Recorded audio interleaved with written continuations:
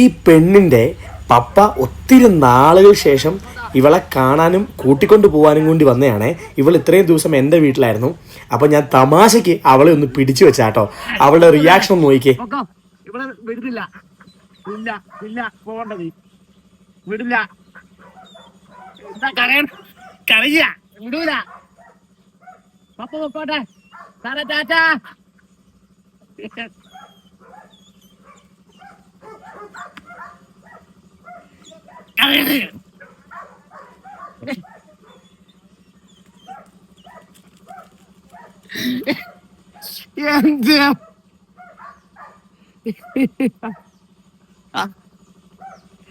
എന്റെ മോനെ, അവളൊരു ഒന്നൊന്നര സാരം തന്നെ കേട്ടോ.